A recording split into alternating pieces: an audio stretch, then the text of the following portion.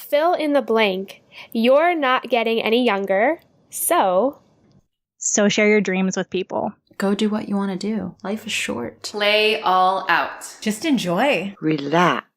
Move to California or New York or wherever you want to live, because I truly think that one of the only things people really regret is not moving, which is a metaphor for staying in the same place too long. If I'm not getting any younger, just fully embrace and appreciate everything I'm surrounded with now. do you know that feeling when you're lying in bed at 4 p.m. and no matter how much you want to pull yourself out from under the covers, you can't?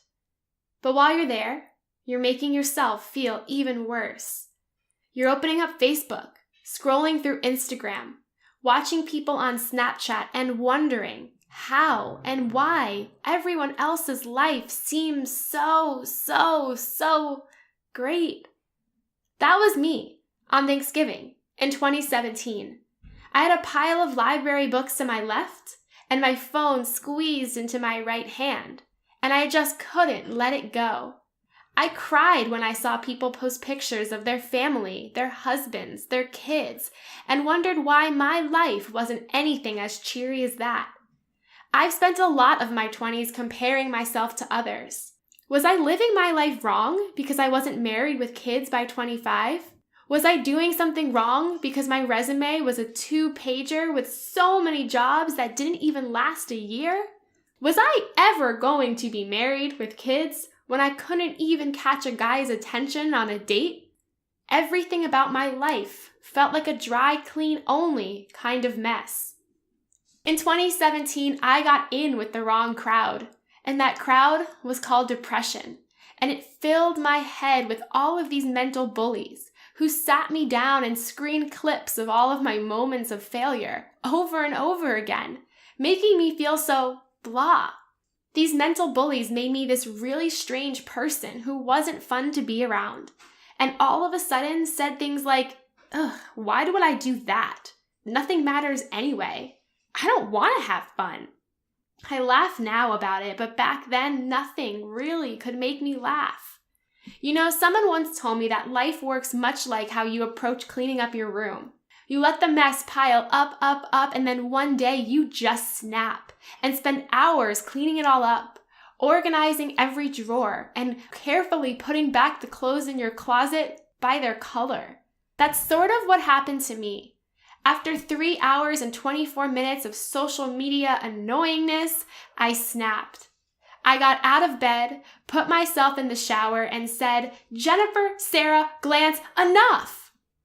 I talked to myself out loud in the shower, and I suggest you do the same because all of a sudden the next thing I said was, you're not getting any younger.